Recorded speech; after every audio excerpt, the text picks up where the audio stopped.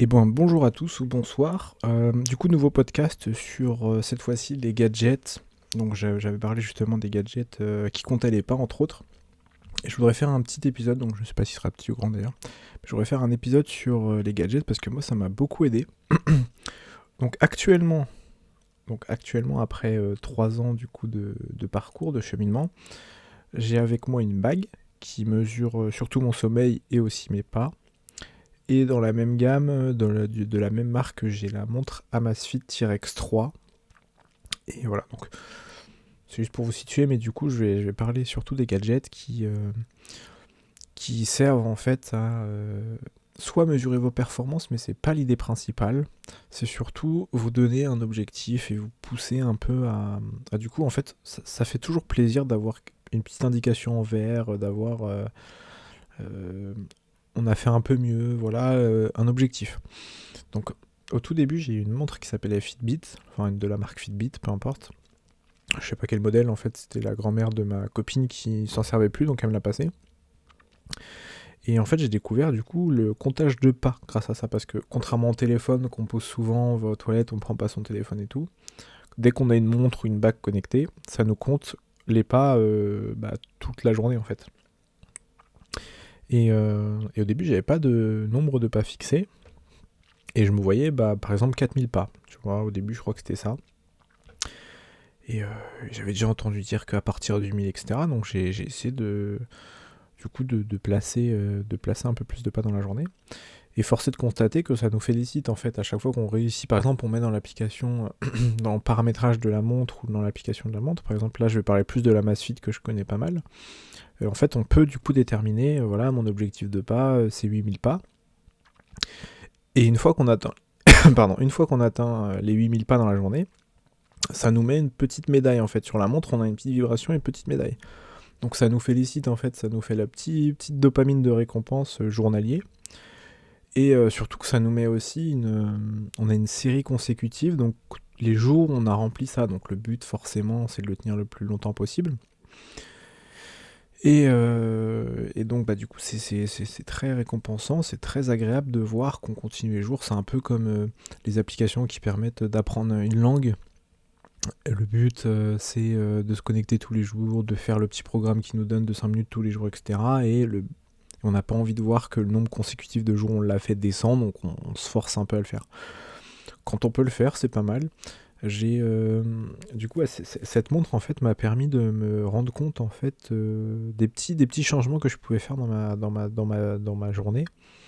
Donc par exemple surtout comment expliquer, mais en effet d'avoir en fait une métrique qui nous récompense tout de suite, parce que quand on est dans la perte de poids, on est vraiment dans la tout seul, c'est un cheminement très très très très très solitaire. Et donc d'avoir un petit outil, une petite compagnie qui nous félicite dès qu'on fait quelque chose de bien, qui nous encourage, qui nous permet aussi de garder un historique de tout ce qu'on a fait. Mais moi, de mon côté, je trouve que c'était assez encourageant.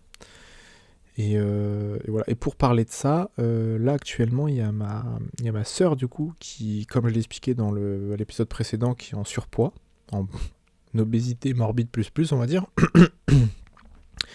Et du coup, elle a acquis aussi une montre de la même marque, hein, peu importe. Moi, Amazfit, je trouve que c'est une très bonne marque, surtout qu'elle tient dans le temps.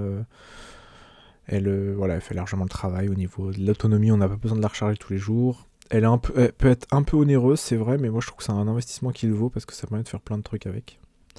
Et bref, du coup, elle a acquis cette montre.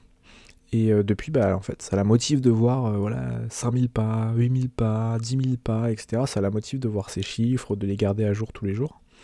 Et c'est une très bonne chose parce que si vous manquez par exemple une petite satisfaction instantanée de faire quelque chose, de vous bouger un peu plus tous les jours, cette montre, ce gadget-là peut aider à ça. C'est pas magique, hein, mais c'est comme dans un jeu vidéo, dès qu'on remplit une quête, on voit que le journal de quête, cette quête-là disparaît, ou elle se met en vert, ou elle se met avec une petite coche, du coup ça permet de cocher chaque jour les pas qu'on a fait. Autre chose aussi, du coup moi je vais vous parler pas mal de la T-Rex 2. Donc la T-Rex 2, je l'avais acheté, du coup j'ai commencé ma perte de poids en juin 2022, pardon. Et je me l'étais procuré en octobre, novembre ou décembre, novembre je dirais.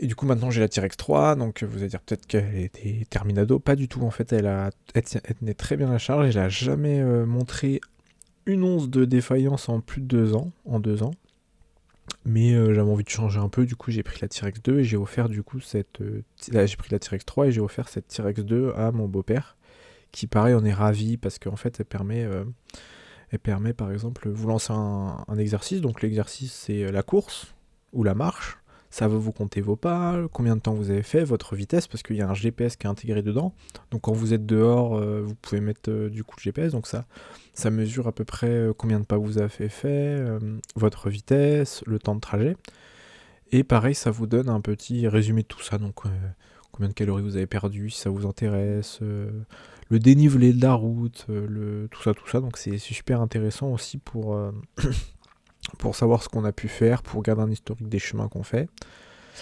Le GPS qui est intégré, c'est génial. Comme ça, le téléphone n'est pas sollicité, le GPS est intégré dans la montre. Et permet du coup d'avoir une vraie métrique sur ce qu'on fait. Ce qui est pas mal, et je parle pas forcément en calcul de performance, c'est pas forcément l'idée. Mais comme je disais, la petite dopamine, la petite récompense de savoir que voilà, c'est sauvegardé, c'est historisé. Parce que, comme des gens le savent, par exemple, pour parler de Strava, pour ceux qui connaissent, hein, je vais pas m'éterniser dessus, mais tant que c'est pas sur Strava, ça n'existe pas, alors je m'en sers pas, donc moi, rien n'existe de ce que je fais. Mais voilà, du coup, ça vous permet à vous de garder une métrique, parce que ça permet aussi d'avoir, quand vous rentrez votre poids sur l'application de la montre, du coup, avoir un graphique, donc vous voyez comment votre poids a évolué entre temps, etc., etc. Par exemple aussi moi je fais pas mal de sauts à la corde, et ça compte en fait le nombre de sauts qu'on fait.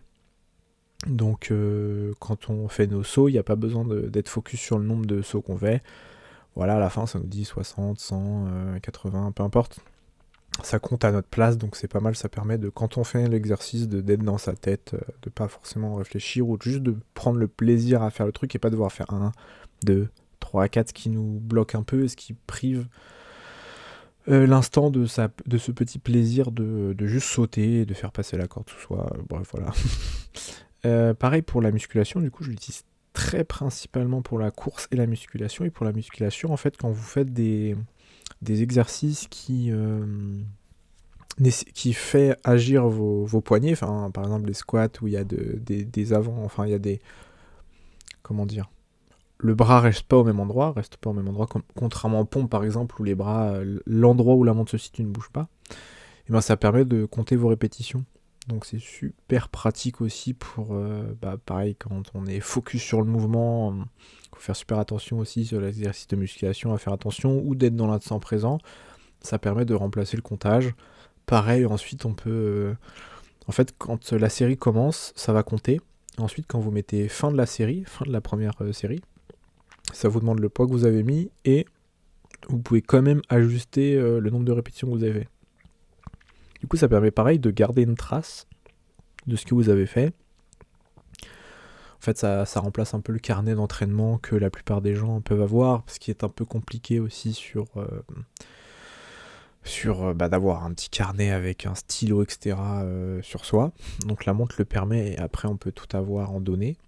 Pareil, moi j'utilise un logiciel une application sur mon téléphone qui s'appelle Carnet de musculation. Et en fait, ça permet pareil d'enregistrer le nombre de répétitions, sur quel exercice on le fait, etc. Et du coup, pareil, comme le support papier, mais d'avoir ça sur le téléphone, c'est super pratique. Je vous le conseille parce que c'est vrai que quand on commence un exercice, un sport tout court, un mouvement en musculation, on connaît pas son poids, donc on va tâter au début, puis après la semaine d'après, si on le refait, on va se dire putain mais j'avais mis quel poids et tout, donc on va perdre du temps, etc. Là, ça permet de se dire ah oui, la semaine dernière j'ai mis 10 kilos, bah là je remets 10 kilos, au moins ça permet d'aider. Mais vraiment la source principale de la montre, c'est vraiment de nous donner des petites récompenses, des petites...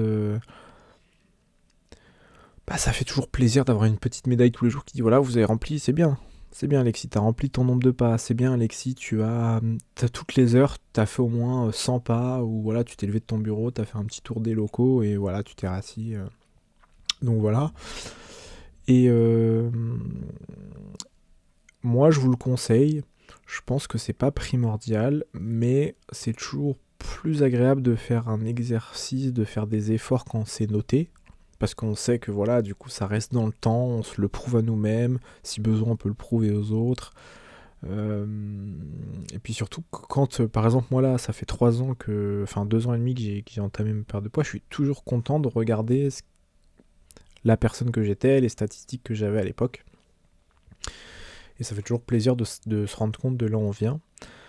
Pareil, on peut noter sur l'application nos mensurations. Donc si là vraiment mon podcast c'est plus pour les gens qui peuvent, comme je l'ai déjà dit, qui peuvent, qui veulent et qui ont la possibilité de perdre du poids. Donc pareil, quand ça permet de marquer nos mensurations, donc voilà, comme ça, on marque, je sais pas, son tour de bras, son tour de cou, son tour de hanche, son tour de ventre, etc. Et quand on voit par exemple qu'on a pris des tours de bras mais qu'on a perdu de tours de taille par exemple, c'est super agréable parce qu'on se rend compte que voilà, on a pris du muscle en tant que mec, c'est sympa aussi. On a pris du muscle mais en perdant de la graisse viscérale, abdominale, etc. Donc c'est plutôt plaisant et pareil, ça permet de le garder dans le temps. Donc toutes ces petites aides là, numériques, informatiques ou même calepins, je pense que c'est important à mettre en place dès que vous le pouvez. Parce que même si au début ça va faire du mal de voir voilà, 100 kg, 110 kg, 120 kg sur la balance, et ben, petit à petit ça va descendre. Hein, normalement ça va descendre. Enfin normalement, si vous êtes en capacité de le faire, ça va descendre et vous allez être très très fier au bout de 6 mois, 1 an de vous rendre compte que putain mais c'est vrai que j'en étais là, maintenant je suis à ce stade là. Si vous avez des besoins de performance, des envies de performance, pareil vous allez pouvoir les noter et vous rendre compte que bah voilà, vous avez progressé. Avant vous faisiez avec 10 kilos, maintenant vous faites avec 20 et au début 10 kilos c'était le bout du monde pour vous, maintenant 20. C'est toujours le bout du monde parce que forcément c'est toujours aussi dur, hein. Le but c'est de toujours garder quelque chose de dur. Pas d'exténuant, hein, de dur. Et qui est de plaisir. Parce que des fois, moi, par exemple, si je suis capable de faire 20, des fois je vais mettre 15 pour juste prendre du plaisir, ressentir le muscle qui se contracte et pas forcément me tuer à la tâche. Pareil pour la course. Donc voilà, c'est toujours plaisant de pouvoir se mesurer à son soi d'avant et son soi du futur. Parce que clairement, quand vous faites du sport, vous le faites pas pour vous maintenant, hein, on va pas se mentir, il y a des moments plus sympas que d'être en train de pousser de la fonte à la salle, courir sur un tapis, ou courir dehors, ou faire du développé couché, ou que sais-je. Mais pour vous du futur, c'est pas mal. Parce que plus c'est dur aujourd'hui, plus ça sera facile demain. En tout cas, c'est ma philosophie et ma théorie. C'est que plus on fait l'effort aujourd'hui, plus demain cet effort-là, il sera moins intense. C'est bête, mais par exemple, là, on est le 21 janvier, et je crois qu'au début du mois, il y a eu des grosses tempêtes de neige, ou fin de décembre, il y a eu des grosses tempêtes de neige. Enfin, à Paris, des grosses. Bref, il y avait de la neige, après, il y a eu du verglas, quoi.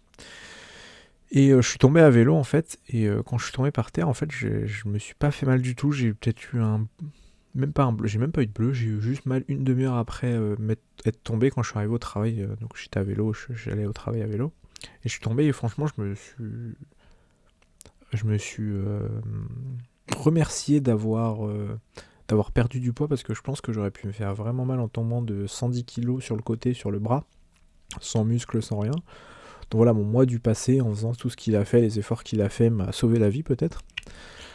Parce que c'est pareil, si on blesse un bras, peut-être que je me serais même cassé une jambe. Là, heureusement, il n'y avait pas de voiture qui arrivait, mais peut-être que voilà, j'aurais pas pu repartir tout de suite, il y a une voiture qui allait arriver, etc. Donc voilà, moi, c'est un peu comme ça que je le vois. Pareil, quand je suis dans la rue et que je me permets du coup de pouvoir, je sais pas, accélérer d'un coup parce qu'il y a une voiture qui arrive, ben, je suis en train de traverser un passage piéton, il y a une voiture qui arrive un peu vite, je me rends compte qu'en fait, elle va pas s'arrêter, donc c'est pas de ma faute, c'est de la sienne. Mais voilà, je peux accélérer. J'ai vu une vidéo qui m'a pas mal choqué. C'est une personne du coup qui était en surpoids et elle a une poussette avec son enfant dedans. Et la poussette tombe. Donc ils sont dans une pente et la poussette tombe vers la route. Et la personne en surpoids du coup malheureusement n'arrive pas à rattraper La poussette, en fait, elle marche, elle tombe. Vous l'avez peut-être déjà vu si vous êtes un peu sur les réseaux. Mais du coup, elle marche, elle tombe. La poussette continue à tomber, etc. Pareil, la personne se relève et retombe, en fait, en essayant de marcher. Sa cheville se tord, etc. Et je pense que là, justement, ce genre de mauvaises conditions physiques, alors que ce soit de sa faute ou pas, malgré tout, au final, c'est un fait, en fait. Sa mauvaise condition physique fait que son enfant, son bébé, le petit être dont elle était responsable, malheureusement, il est en danger. Donc heureusement, on voit un passant qui arrive et qui la sauve. Mais pareil, si on était tous en mauvaise condition physique, on ne pourrait pas se sauver les uns des autres, je pense. Ce qui est malheureux d'ailleurs. Mais du coup, tout ça pour dire que les gadgets, c'est des gadgets, mais pas tant que ça, parce que si ça peut vous donner la petite caresse tous les jours de continuer à faire ce que vous faites, si ça te donne, là, je vais essayer de tutoyer, c'est plus sympa, c'est plus copain-copain, quoi. Si ça te permet d'avoir la petite caresse qui te félicite alors que personne ne le fait autour de toi, ce qui était mon cas, malgré que j'étais avec ma copine, on se félicitait entre nous, mais voilà, ça reste... on va pas se féliciter tous les jours, quoi. Et donc, si ça te permet d'être la petite caresse qui t'aide, qui te soutient, qui te motive, qui te dit pourquoi tu fais ça, qui te montre que petit à petit les chiffres sur la balance descendent, tes performances augmentent, même sans que les chiffres descendent. Mais voilà, petit à petit, au niveau des métriques, te permettent de voir que tu t'améliores, que ce soit au niveau de ta forme physique, ta condition par exemple, je sais pas. Tu te rends compte qu'il y a un mois, tu courais 30 secondes, et là maintenant, maintenant ce mois-ci, tu cours 3 minutes sans t'arrêter, t'es pas au bout de ta vie. C'est con, c'est pas grand-chose pour la plupart des gens, mais quand tu n'y arrives pas, c'est exceptionnel de pouvoir courir 3 minutes. Pensez, voilà, si votre enfant ou n'importe qui est en danger, vous pouvez courir pendant 3 minutes pour aller peut-être lui porter préjudice, pour lui porter assistance, pour l'aider, pour le soutenir. Donc voilà, rien que même de passer 30 secondes à 3 minutes, et même de passer de 0 à 30 secondes, ça permet déjà de faire pas mal de choses dans la vie de tous les jours, qui permet de soit vous tirer vous d'une situation particulière, soit de sauver quelqu'un d'une situation particulière. Donc voilà, je vous le souhaite. C'est pareil quand moi ça m'est déjà arrivé du coup qu'une personne devant moi tombe. Pardon, je resitue. Quand mon père en fait à mes 18 ans il a fait un AVC et qu'il est revenu à la maison, il allait prendre sa douche tout seul et des fois il tombait et je devais le ramasser quoi. Et je pense que si j'avais eu la condition physique que j'avais eu maintenant, j'aurais beaucoup moins de difficultés à relever qu'à l'époque où je galérais vraiment. Il pesait pas lourd, hein. Après un AVC, il a fait un coma de 6 mois, donc il pesait pas lourd. Mais voilà, j'avais pas la condition physique qu'il fallait, donc on restait peut-être 3-4 minutes à essayer de le relever dans la baignoire. Donc voilà, pareil, si quelqu'un marche à côté de vous et a besoin de se soutenir sur vous, une personne âgée, etc., et que vous n'êtes pas capable malheureusement de la soutenir, moi je trouve ça un peu dommage, un peu triste. Même si malheureusement ça arrive à des gens bien, hein, c'est pas forcément... Mais si vous êtes en capacité de le faire et que vous le faites pas, c'est un peu... Voilà, c'est un peu dommage, surtout que si c'est des personnes qui comptent. Alors je sais que ça peut être un peu provocateur ce que je dis, mais c'est laid. Parce que si c'était une personne de ma famille, de mes proches, ma mère qui a 60 ans, et imaginons dans 20 ans elle a besoin d'aide, elle passage piéton et elle tombe et il y a une personne à côté d'elle qui est même pas capable de la relever ou quoi que ce soit, ou qui la retient pas, j'en voudrais à la personne de pas avoir été apte à l'aider quoi. Bon, je sais pas si c'est une bonne métaphore parce que pourquoi elle tomberait et que voilà, elle tombe, elle se rattache à quelqu'un et ce quelqu'un il tombe avec. Imaginons, donc les deux ils se pètent la gueule, ce qui est pas terrible, mais peut-être que la personne, voilà, juste tu te rattaches, ma mère se rattache à la personne tombe et voilà quoi. Imaginons. Et voilà, je pense que c'est pareil, si je sais pas, votre enfant tombe et vous avez pas la force que, par exemple, dans le métro, ça arrive assez régulièrement. Votre enfant tombe sur les rails pour X raisons, elle a 4-5 ans, bref, elle court, elle marche, vous avez manqué de vigilance, déjà c'est pas bien. Mais elle tombe sur les rails, vous serez content si un passant, au moment où le métro arrive à choper votre enfant et à le remonter en haut, quoi. Si vous manquez malheureusement de force, de conditions physiques, après il y a la panique aussi bien sûr qui rentre en compte, mais voilà, bref. je divague comme d'habitude. Mais voilà, pour moi, les gadgets, ça peut aider justement à atteindre tout ça, en fait, à avoir la petite récompense, comme le petit carré de chocolat à la fin de journée. Bah voilà, ça peut être ça, justement. Donc, moi, je vous le conseille. Donc, si vous cherchez du coup une référence, je vous conseille l'Amazfit T-Rex 2 ou 3, peu importe, qui fait largement le travail. Alors, elle coûte un peu cher, je crois qu'elle est à 230 € la T-Rex 2, mais elle fait largement le travail. Vous en serez content. Elle dure dans le temps. Elle est incassable. Vous pouvez la porter sous la douche, vous pouvez la porter dans la piscine, vous pouvez la porter dans les montagnes, vous pouvez la porter dans un sauna même.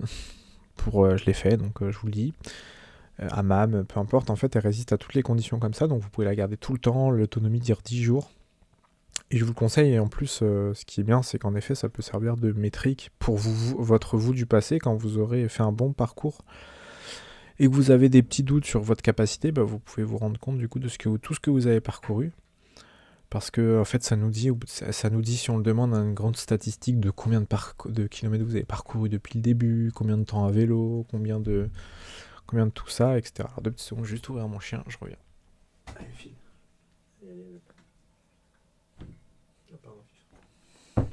Ouais, désolé, je laisserai ce moment, mais bon, ça fait partie de la vie en fait. Mon chien est à côté de moi, il voulait aller voir madame dans la pièce d'à côté. Et donc voilà, donc pour moi c'est quelque chose de très important. En tout cas, maintenant ça fait partie, c'est un de mes compagnons de vie, cette montre.